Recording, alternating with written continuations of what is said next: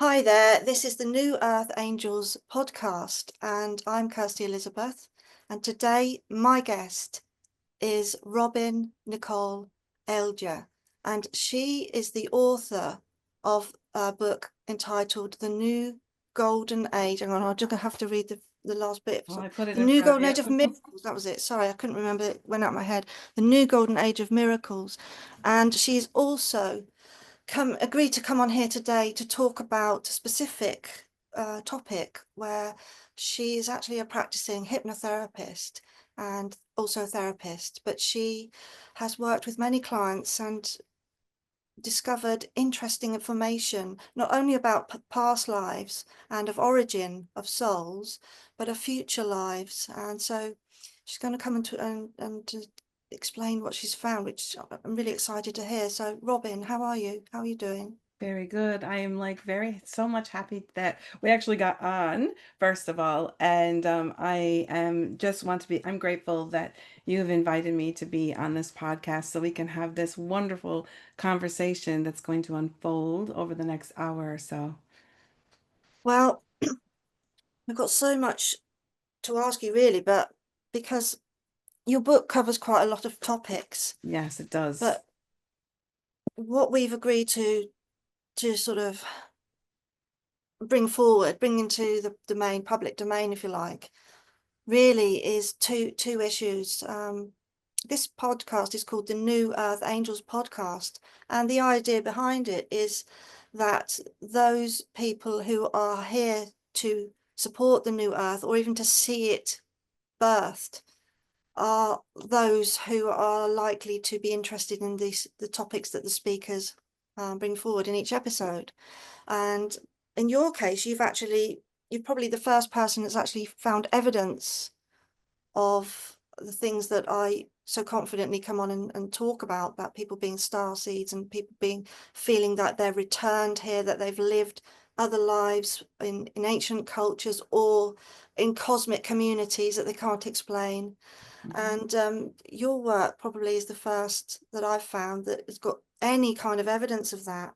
So, you know, first of all, I want to ask you how does it feel to be the listener in on a situation like that where you obviously you're a very experienced hypnotherapist and you work one to one, and then when somebody's delivering this, obviously you're obviously creating a perfect space for them to feel safe and supported and confident. But how does it feel for you to be a listener, like an observer of their narrative, if you like? Well, sometimes when I'm doing it, I feel like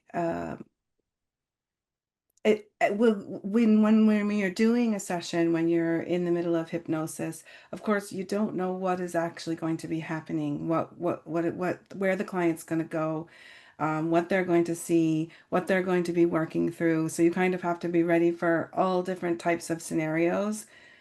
But when you get into these like progressive type of sessions, um, for me, being the person that's helping to facilitate them going into this new earth timeline, because a lot of my clients are wanting to go see what their role is going to be when they move into the new earth timeline so that they can prepare. And so for me, I'm always focusing when we're in the session to get as much information, to ask the right questions for the client so that they can bring out the answers, so that the answers for themselves, so that they can be more prepared. So I guess while I'm in the middle of the session, most of the time I'm really focusing on making sure that the client gets the answers that they're seeking. And then when we kind of go into something and it's just kind of going way like out there and all this information is coming through, I do get a little bit excited. But it isn't until after the sessions that I realize, whoa, a lot just kind of unpacked. When you go back to kind of listen to a session and you're just like, whoa, a lot more happened during that hour to 2 hours that we were in session. And I really enjoy being able to share the experiences to other people so that other people can have hope as far as that we're going to actually move into this new timeline and get excited. And I'm finding that a lot of the sessions are starting to kind of come together, and everybody seems to be having there's similarities, but then there's differences. So it kind of explains when people talk about when we shift into this new earth, this new golden age of time, when we shift, it'll be different for everybody. And what I'm finding is that it is different for everybody depending upon where they're living in their location and what's going on in their life. Do you find the age of the client matters or affects results? Or are you Mm, finding that I'm clients not are of sure a if it's similar the age? age or if it's the maybe the awakened state of the client. I seem to be able to get more information to people that are more open to the fact that we are moving into this new golden age. Um, these are people that are seeking to go into this new age without having to go through the death and dying process. They're wanting to be able to shift over in the human form that they're in. And I'm finding that a lot of the clients are around the ages of between the 40s and 60 range. I'm Wow. not getting a lot of clients coming in the younger ages looking to figure all of this, to find out what their role is. Seems to be people that have been kind of awakened and working on themselves seem to be the ones, because the younger ones, the ones that are just waking up, we'll say the word waking up, the ones that are just kind of in the process of doing that, they're more focusing on past lives. They're more focusing on childhood traumas, that kind of thing, kind of releasing and all of that. Whereas the clients that seem to be going into these progressive sessions, they've already done all of that. They've done a lot of regression. They've done a lot of clearing their lineages and doing that type of work. And now they're prepared. They're getting prepared to move into that next phase, the next stage of their life. And so that's what I'm finding. I'm not finding a lot of 20-year-olds coming to me wanting to know. No, it's more like the Generation X, it sounds like. Yeah. But you see, I was lucky because I have um guides that actually I didn't request it. They actually put me into my past life in real time. And so one minute I was just pottering around, I was in the bedroom, and the next minute I was in a forest, and there Hmm. was tall trees everywhere, and I was a young girl, and I looked completely different to this.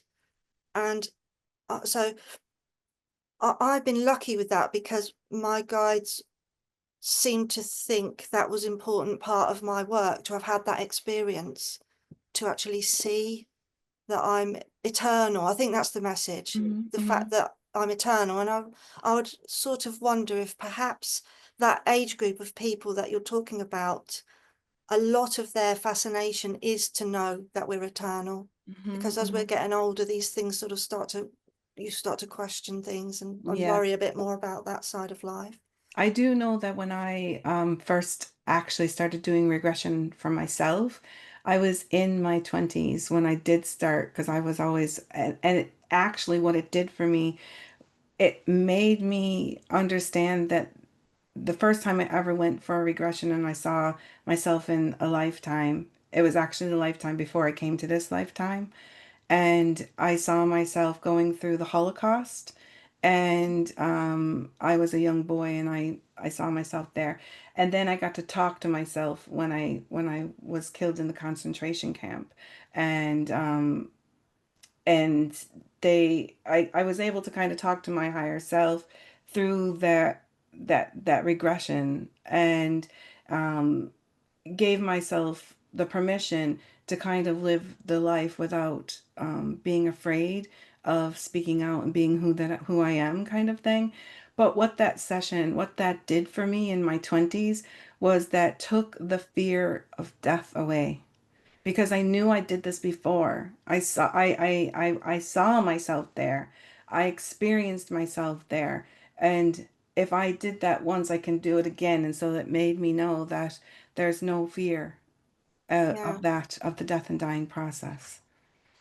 yeah. I remember too. I was shown how I died, and I didn't live that long in that age, Hmm. in that Hmm. that lifetime.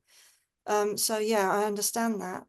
But what have you discovered about yourself or for yourself? Are you able to work on yourself? Yeah. Well, I've had a lot of hypnosis sessions where other people take me in to do the hypnosis, like I'm not the one that's taking myself in. But then I also, as I also have spontaneous times where I'm getting flashbacks, and this kind of Mm, happened to me when we were during the lockdown period in 2020. Um, I spent a lot of time in meditation, and I was ended up going onto these like, I guess I was astral traveling. I didn't really know what I was doing at the time, and I ended up connecting to my lifetime back when I was in Lemuria. I connected to my guide. Her name was Alana, and she was a high priestess in that time. And she started teaching me, and this happened throughout like the whole course of that summer, like that from like May when we were like all not being able to go anywhere. And she started teaching me their ways, and she kept telling me that I did all these things when I was living in that time in Lemuria, and started explaining everything and where everybody, like how they evolved and what they did and where they went and how they ended up into the inner earth cities of light. And that Lemuria, they explained to me that Lemuria was a time on the earth, but it never really ended. Like we all think that Lemuria fell and Atlantis fell and all these things, that they fell, but they explained to me that they are still alive. The Lemurian, my Lemurian aspect is still alive in the inner earth cities of light. And they're in where the portals are across the all of the earth chakra points, and there's little portal points where they reside. Like you hear a lot of people talk about the Telosians in Mount Shasta. You hear about Avalon. You hear about in Tibet there is the is it Shambhala? I think I can't remember what it's called, but like there's a you hear about all of these beings that reside. They all reside in these portal areas, and they basically just started teaching me, and I started learning how I not only learned what the way they lived and the way that they sustained themselves, but the way that they go through their life without having to experience pain, without having to suffer, without having illness. And they also do not go through the death and dying process the way we do.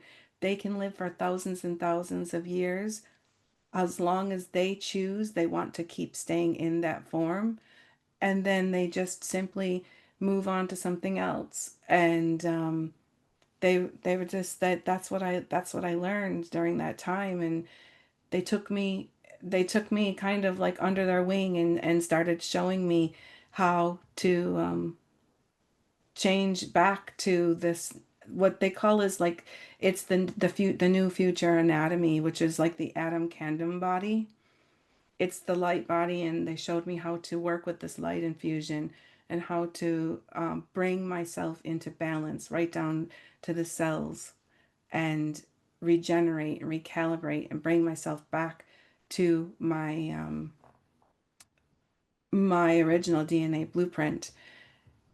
And with this, I went through a series of, when you say like, did you go into your past? I went into a series of my childhood trauma, little bits, but it took me a few months to go through this. And every time I would go into this meditative state, I would be shown a different event that happened in my childhood, starting from my youngest parts of my years. And I think it was like, ended up 3 or 4 different like events that happened in my life that I ended up having to go through and clear all of that trauma so that I could return my cells back to the original blueprint. Because they explained to me that every time we go through trauma, our cells mutate, they change. We become that we suffer. We start having more illness and our bodies change when we have trauma. And so they showed me how to use this light, this light that they live off from that sustains them. And they showed me how to regenerate myself. And I'm not perfect at it.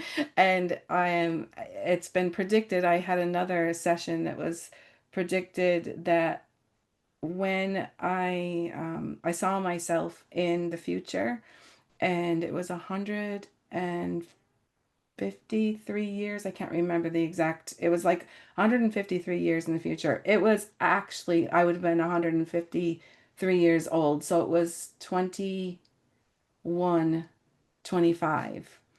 And they showed me where I would be doing when I moved to this new Earth timeline. And they showed me that I would be in my body, this one that I'm living in now, but it will have changed to the point where I will look like I am at the age of 55.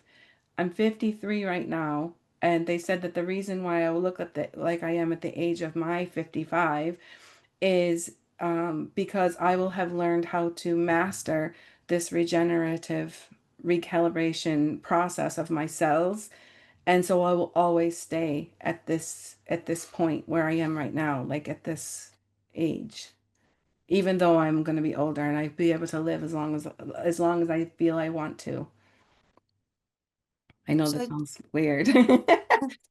well, see, you're somebody that my followers would relate to, because I talk about sensitivities, and one of the reasons that I do that is because I suffered a very bad episode with a chronic illness, Hmm. which completely debilitated me for a long time.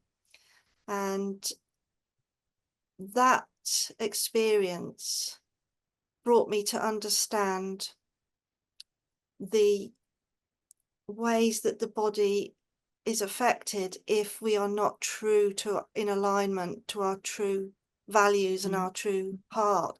And many sensitive people who are aware of sixth sense abilities or of high intuition, or who possess natural healing ability, are also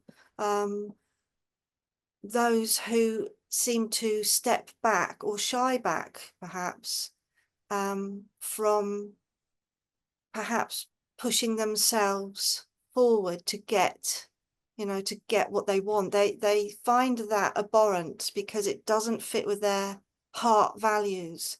Hmm. And yet, because that is very rife in the world at the moment, and I think more and more so, it causes the sensitive people to sort of adopt a feeling that they are not understood, or that they are less, Hmm.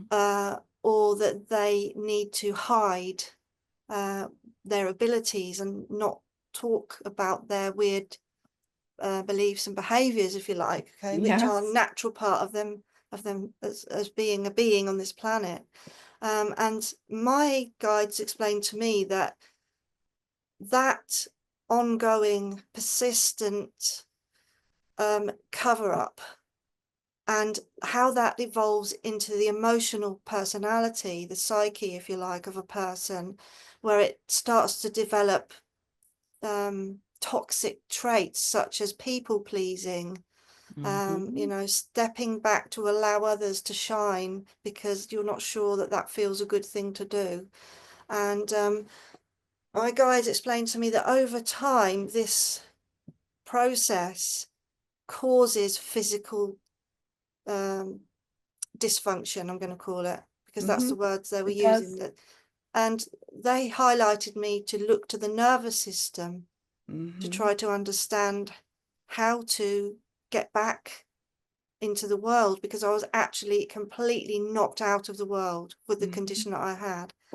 And I know that at least 25% of people with that diagnosis never get better from that point.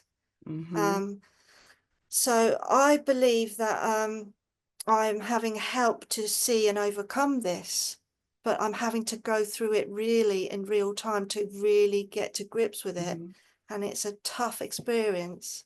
And I know that what you're explaining about in 2020, when you went into the forest and decided Mm-hmm. to meditate and journal and write, what do they call it? Like when writing comes through you. I just started writing when I would go into meditation and they would show me something and then I would just start writing when I came out of the meditation. And And that comes from kind of so I wouldn't forget backtrack to a it. place because you also have the condition similar, Hmm. And in a a lot of similar, it's caused by it's part of actually one of a condition that I had was one of the things that they had me going in to clear. It was the when I got the mono what is it called, mononucleosis, when I was like 13. That changed my cells. It you always will have that autoimmune liver type marker in your blood. yeah, And I'm still trying. I'm still not totally there. I'm still trying. I'm not sure if we'll actually be able to kind of get rid of that because we've been told by the doctors, when I was younger, I remember the doctor saying to my mother, she will always have this in her system. It will never leave, and she will have to make sure that she gets enough rest and that she keeps herself balanced so that like she won't catch whatever illnesses or whatever that's going around, because if I get run down, that's when it kind of goes into like a flare up kind of thing. And that I but remember them did saying this that. lead you to want to go on that inner journey back in Yes. 2020? And this is really what brought you to find the connection with Lemuria and to Yeah. find all this and the light I was in infusion. pain. Like when I was going down to this forest, I was not suffering any of the COVID issues, but my body was in pain. I was in pain. I was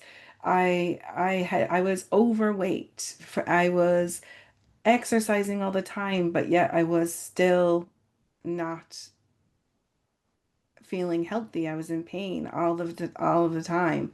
And that's what they were showing me how to get myself out of this pain. Mhm. And it's still, I mean, like we're now what, 5 years on. I've still been working with this. I'm finding a big differences as I've been working with what they've been showing me, but it's not going to be a quick fix. You have to work Yeah, at it, yeah, and you have to keep yourself, you have to know when you're start coming out of balance to bring yourself back in. And it's not just using the light infusion, going into the cells and doing that.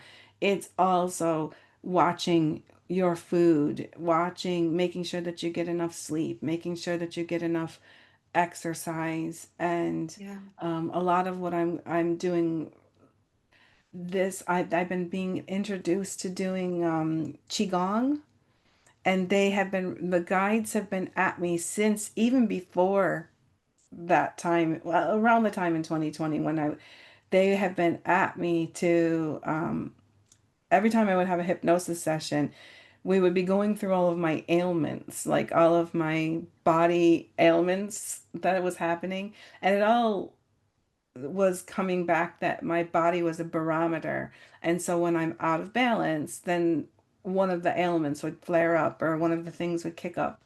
And so I ended up working through the trying to like fix these ailments, and that's how it all went. I can't remember like where we were at. Like what was the question that you asked me? I feel like I've So, gone. oh, you've been perfect. So when, I mean, another issue for um, flare-ups, just to pop this in Yeah. today, I mean, we've just been hit by massive solar flares. It's Hmm. knocked off the Schumann resonance, and It seems like it's I've had two happening. really bad days with that. And every time I think, oh, I'm bad, and the Schumann resonance has gone nuts, and then I dismiss it. But I'm going to have to start recording this and writing this down, because you're talking about being a barometer, you know. Yeah, we're a There's barometer, and that's what I something learned. definitely, my body, my nervous system does not like uh, sensing whatever that is that other people can't sense. This invisible ability that we have with our sixth senses to pick up stuff that other people Hmm. don't Hmm. believe is real. You know, You're and being activated. We're being activated.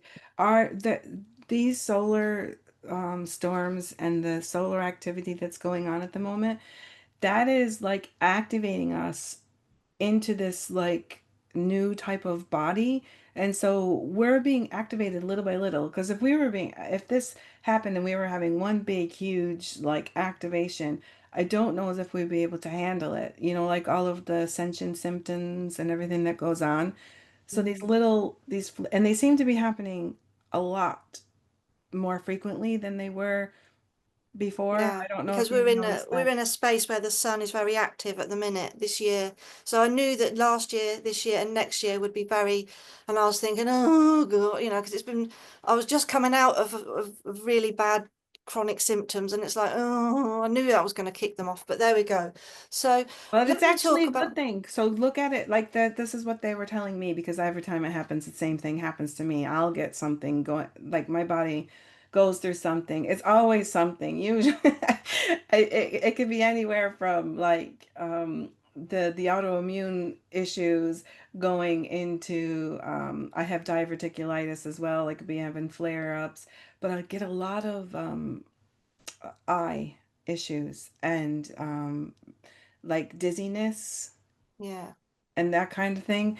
And I think, yeah. oh God, not another one. Not, Well, that's not all. another one. That is everything you've described is just nervous system dysregulation. You know, Yeah. it is. We know now these diagnoses, things like diverticulitis, unless you've got some Mhm. sort of twist in the colon or something, it's just the nervous system going on fight flight and pausing everything, and it affects all the systems of the body. For me, I sometimes the day before yesterday I was finding it hard to swallow, and I knew something Mhm. was coming because I Mhm. just felt Mhm. you know, that horrible feeling. Did And you have a feeling like did when you were saying you had a hard time swallowing, did it feel like everything was kind of like closing up in your yeah, throat? lower I down, had not that in the throat, happened to lower me a down. couple of days ago, and I was wondering Yeah. what that was all about. Yeah, it's just nervous system dysregulation. It just throws everything out of kilter. And I mean, at worst, I had to just have uh, liquid food. I remember having a 6 week period of liquid food because I just could not tolerate anything.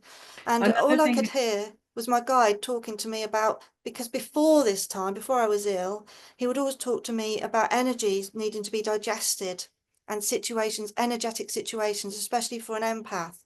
So if Hmm. you go into a room and you feel energy, or if you meet someone and Hmm. you pick up energy, you actually intake it as a physical feeling, as if you're swallowing something, and it feels, it goes through you, it feels dense. And Hmm. that sort of thing I find affects my digestive system, whether it's psychological or not, Hmm. I don't know. It But does. It also does. the sun flares. Um, Last night I was feeling this really strongly, that it was as if a 3D shape, and I was thinking of what, like some sort of cardboard or brick has got to be absorbed into me, and I've got to munch it up Hmm. and then get out the goodness, use that, and then get rid of the crap, you know. And it clicked with me. This is what we're doing. This is why it's physical. Our bodies are It's physically kind of chewing this up, whatever it is, and it's well, taking the goodness from it, and out goes the badness, you know, just like any other system we have. You're funny because that's exactly what they showed me to do with the cellular repair. When they show after we get rid of the trauma, then we go into all of the organs, and the first thing we do is go into the organs. Like, well, I don't know, we'll just pick an organ. Like, say we're going to go into the brain and the nervous system, and you start kind of scanning, and you start bringing this light into your cells. But when it's happening, you before the light kind of fully starts working, you start going in and you start scanning where is where is this like affecting me, and then you let go. So you have to let go of, so when you were talking about this cube thing, or this square, was a card like a cardboard thing coming into you, and you had to like eat it all up and let it go and then save all the goodness. It's kind of like the light infusion comes in and it highlights these things that need to be kind of let go, and then you release all of that, and then you allow that light to kind of like go into that area that you just kind of released and allow it to fill up that space. Right. Yeah, so Yeah. Oh, that's what I'm they glad taught me I'm how to glad I do. tapped into that. Yeah. They see So, you but just have a different interpretation, but that's what they showed me to do. yeah, well, then the spiritual world brought in a word, oh, what do they call it? Instead of digestion, they call it integrating, Hmm. but in the days before that word was flown around, when I was working and running a healing center, that's what the guide would say to me. Digest was the word they used. Hmm. Um, Tell me about the clients that you've worked with, and is there any correlation in what they're picking up about their mission or about what they're seeing as what will be the new Earth communities or environment? Well, there is correlations between some of them. Some of the clients, they have different roles, so each person has like a different kind of role. Some are helping. Some I've been taken to that they're moving over, but they're like staying on these like mothership kind of things. There, I had this one client that was on a she was being held on this mothership, and she kind of explained it like it was as big as a planet, but it was some kind of ship that was in between the new Earth and the old Earth. And she felt herself kind of going up and kind of staying there, and then she chose to come back and help the people that haven't shifted over, to be able to prepare them. So she found herself going back and forth to the old earth. We'll just say call it the old earth. It's just easier to understand. She saw herself taking technology, teaching people how to do what we were just talking about, the how to repair, regenerate their cells, all this technology that to help them. And then she found herself kind of doing that. And then when I asked her if she was ever going to go and experience the new earth and be living on it, and she said that for now, for a long period of time, she wants to kind of keep helping people, because this will be happening for, I guess, thousands of years, where people will be, it's not going to happen as fast as we think. And so she would be kind of like doing this kind of go between before. And she said she would take like, we would go on vacation and she would go to the new earth and have vacations, but then she would come back and keep doing this mission. And then, like, I had another client who she found herself in, like, there was like I think there was kind of like a flood or something going on where she was living. There was like this, and all of her family and everybody was being taken up into these ships for going into these pods where they were being like recalibrated so that they could go over to the new earth. And she was in kind of like this pod thing for, she doesn't know how long, but when we went back and forth between the years and I kept moving her through different parts of the time, she found herself going it was like a 1 to 2 year span where she was inside this pod and she was in the ships learning. And this person who is a person on this lifetime, she gets bored doing one thing. So she was the same way there. She would go to the new earth and she would help with like building new building out the new houses and the new way that they were going to be living. She found herself working with the Telosians. She was actually physically working with them. They were showing how to build new buildings that were kind of the materials that they were using were kind of they were more like uh, there she had a hard time explaining. It was like an igloo. She kept saying like they were round buildings and they had like these like they never got hot or they never got cold. Like somehow the material that they were using, they didn't have to worry about using a fireplace or anything like that or air conditioning. It was seems like the materials that they were using were keeping things adjusted as far as temperatures. And she went into this hydroponic growing, like they were showing her how to grow food hydroponically in a different way. And then she kind of got bored with that. So then she found herself back on the ship like 20 years and she found herself, she was helping to take people that were ready. So this one person that I had, the first one I was talking about, she was going back and forth with technology to the old Earth. Then these people were coming up to the ships for like their transition before they went to the new Earth. And this girl in the second one that I was talking about, she found herself, she was kind of going up and she was taking people that were ready to kind of take them down and get them settled into the new Earth communities where they were going to be living, kind of thing. And then I had another client that she found herself a builder of worlds. I'm getting ready to actually I put these up on I do the transcripts and I put them up on my YouTube channel for people to kind of listen to these sessions. Um, I'm getting ready to do this girl's session. I'm in the middle of writing up the transcript right now. She actually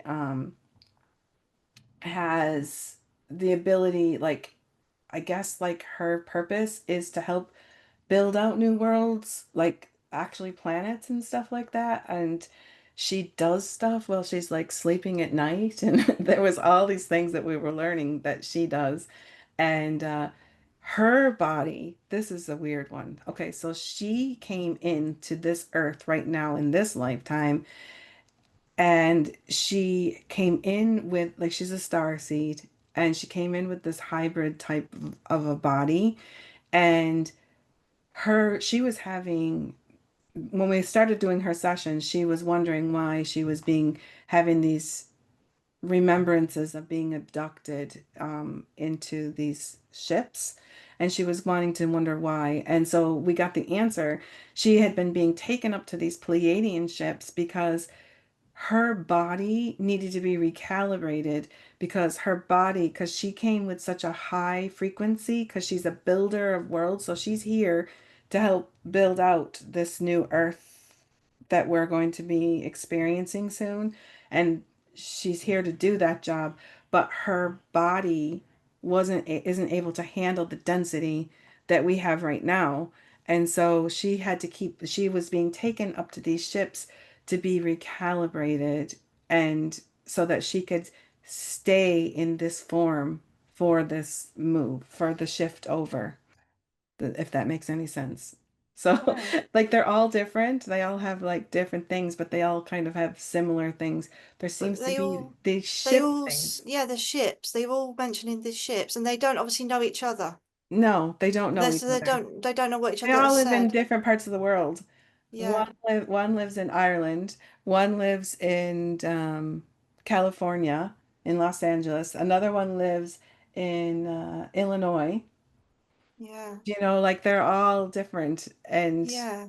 So obviously I talk a lot about how we are very active in invisible ways, in multidimensional ways, that being here and I mean, this is something that came to me very strongly when I was stuck in bed for months and months and months. And I just thought, well, why am I here then? And it made me realize that I might actually be doing something somewhere else that needs this part of Mhm. me to take some time out That could and to be what's give in. happening.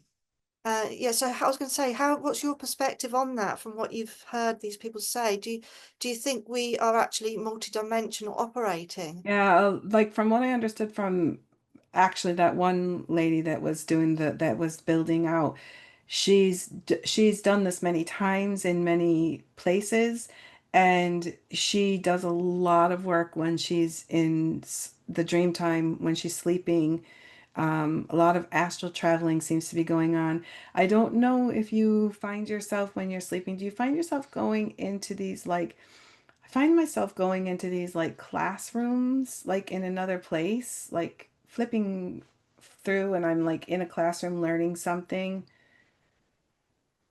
And then I'll wake up and I'll be like, oh, wow, that was weird. You know, like you find yourself, I think we're Uh, doing something when we're actually sleeping. It's not us, our physical body is resting, but our light body is doing stuff mm, like in the astral plane because we're our light body, the body that we have is only a fractal. We're only a fractal of who we are. Like we're in so many places doing so many things all at once. And so I don't know, maybe we're doing I think we're doing stuff when we're kind of like taken out. I know that every time I feel like I've gotten taken out a few times. Like in 2015 I fell and I broke my arm, my humerus, and I was literally because I wasn't listening and I wasn't going within for my, like I wasn't doing what I was here to do. And I think they took me out because I wasn't listening. My body is my barometer, right? And I wasn't listening. And so they gave me all kinds I gave myself all kinds of things, like all those symptoms and autoimmune things and all these things that were going on. But I still didn't listen. I still didn't rest and I still didn't take the time. So I literally got taken out. I literally fell on the ice.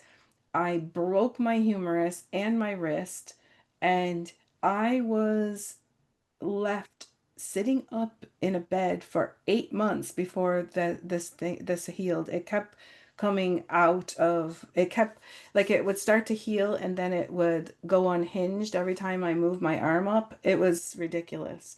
And I ended up having to have surgery to kind of keep it together so that I could finally heal. But I think that they did that on purpose because they had to teach me how to go into these healing chambers, how to go in. Because I kept learning. I was learning about how you could go into these ships that are. I never knew that there was ships at that time, and then I found out that there's these ships with these galactic beings, and at the time, I had been my arm was broken. I was listening to, I don't know if you've ever heard of Alex Collier, but he works with the Andromedans and he's like spent time on their ships and everything. And he was explaining that you could ask for have them help you in while you're sleeping and stuff, like to take your astral body and help you.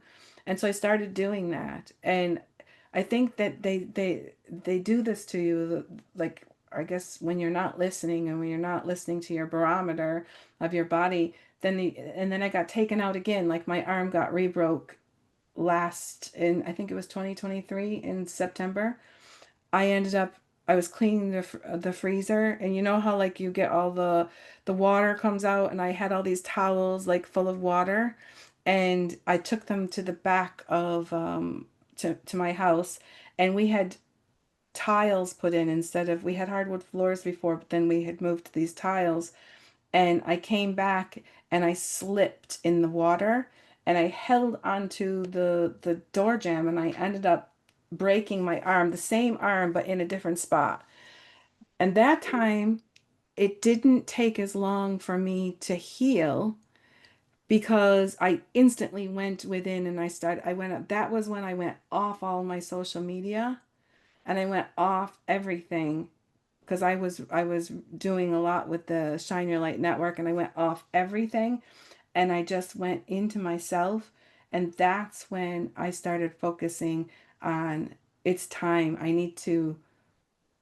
recalibrated and I did all this stuff, and then I thought to myself, like other people need to know about this, like how they can help themselves. And so it's time. I need to write this book. And so I took like 2 years and I just got all of the writings out, all of the things that I started learning. And I just started putting all of those pieces together. And that's how I ended up doing writing the book. And I had to go offline. I had to literally go away from everything and everything. I had to, I wasn't, the guides told me, do not read anybody else's books.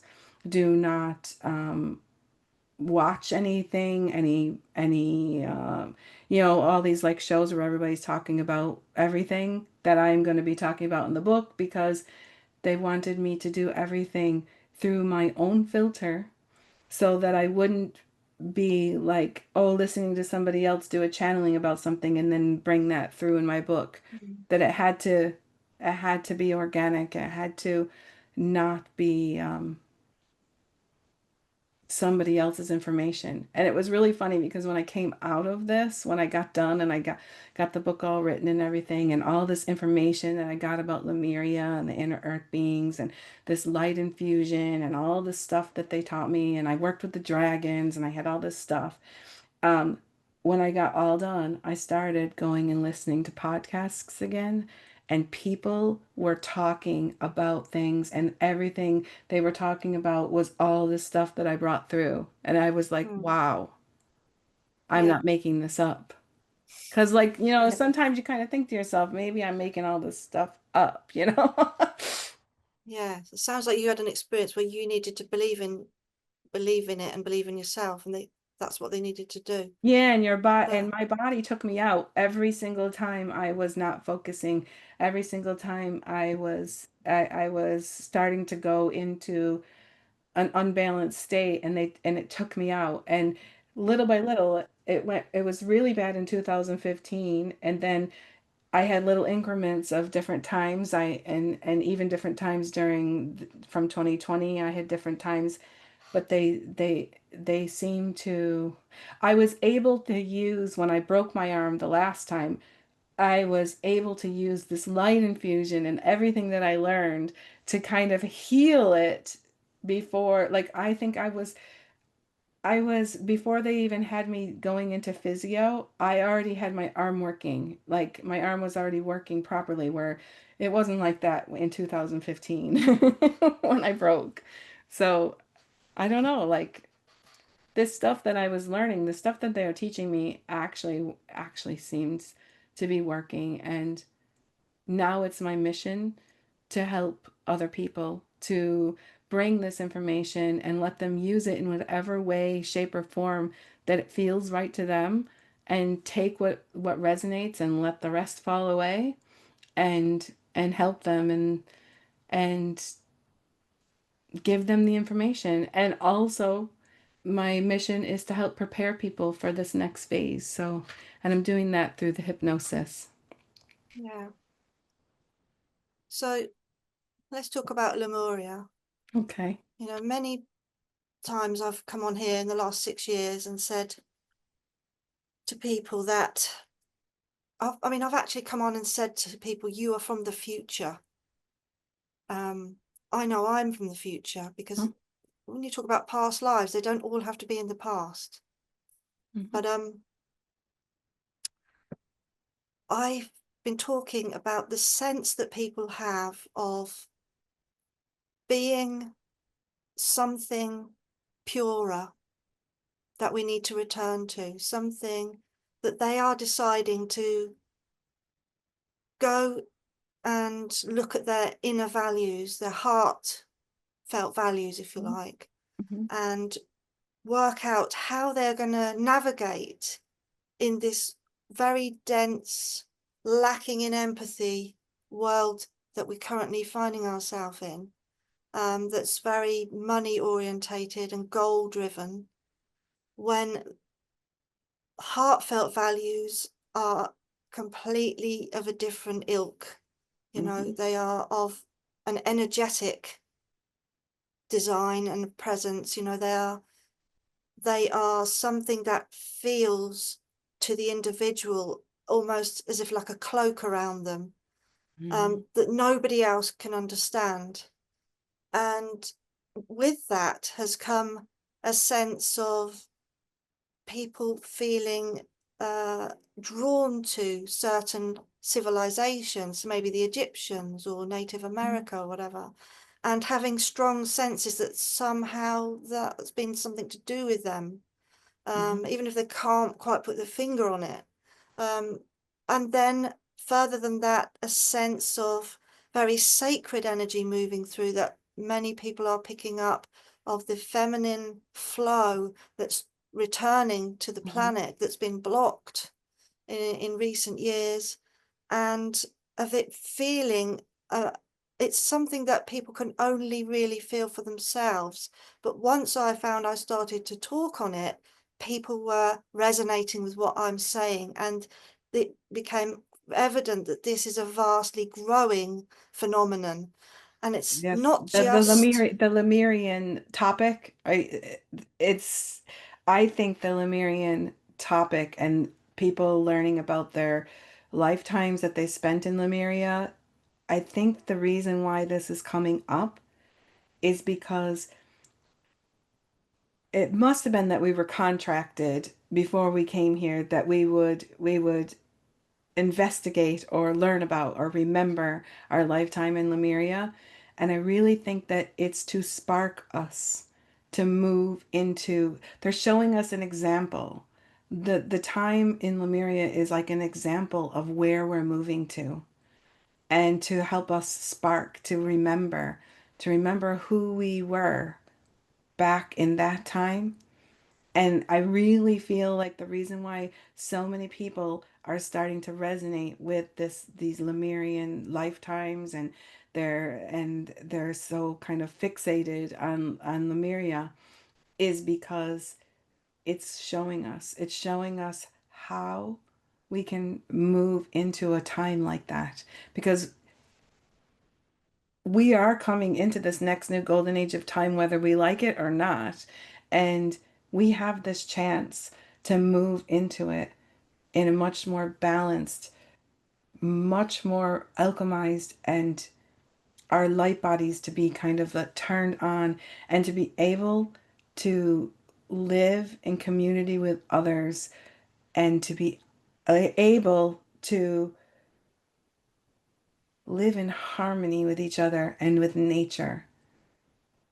And all of these remembrances are reminding us of a way, there's another way. There is another way. We don't have to keep living the way that we're living. This way that we're living is not natural to our DNA. And it's not natural to be living in this distortion and this density and this illness and this distractions and all of the things that are going on. We're meant to we're meant to be with our soul families, with we're meant to commune and live and thrive and enjoy and be happy. And I think that's why we are coming to this time where people are starting to remember. It's like the return of Lemuria, like you put on the title of the thing. We're returning to it's a kind of like a new golden age, a new earth, a new type of Lemuria is where we're moving, because there's people are coming together and they're bringing this in. We're multidimensional beings of light. We are all here as creators of our own reality. And the more that we keep learning and remembering about a time when life was more in harmony and we were focused more on nature and focused more on love, and pure love. We can sustain ourselves on love. We can sustain ourselves on light. And I think that we're coming to this time where we're ready. There's enough people. There's enough people there's enough of humanity that's ready to say, no, we're not going to live this way anymore. We are going to create something new. Oh my God, chills going through me. Well, we've come to the end of our talk. It's been absolutely fascinating listening to you. You've been amazing. And I hope that people feel something from your words. And really, I just want to say thank you very much for giving me your time and energy. Thank you, Kirsty, for bringing me on and giving me a place where I could shine for a little bit. Because, you know, I kind of stay quiet in my own little world and I don't really go out and speak anymore. So thank you very much for giving me this chance. The first chance of many, I Yeah. expect. Thank you again. And I'm going to listen to all this again because I want to see what I missed. So, and thank you to anybody who has managed to stay to the end and was interested in this talk. If you've got to the end, that means you liked and you were interested. So please, please, can you, if you're on YouTube, can you like this video to help me to get my guests' voices out into the world more? And thank you so much to anybody who supported me on Facebook, etc. Thank you to Nicole and everybody. Take good care and, you know, enjoy the fact that while you're going to sleep tonight, you're also going to be going to work. Exactly. You're going to go to work. So actually what's really nice is to write it down. Like when you wake up, if you can remember just little bits of pieces of what goes on at nighttime, that's kind of a start. Not everybody's going to have these big, huge, like meditative experiences like I did because like they're not ready for that. Just start with writing down what happened in your dream time. Yeah. Okay. Thank you very much, Nicole, and have a lovely evening. And Thank you very I much. hope that this gets to the right people who need to hear it. I'm sure it will. Thank you very much and God bless. Thank you.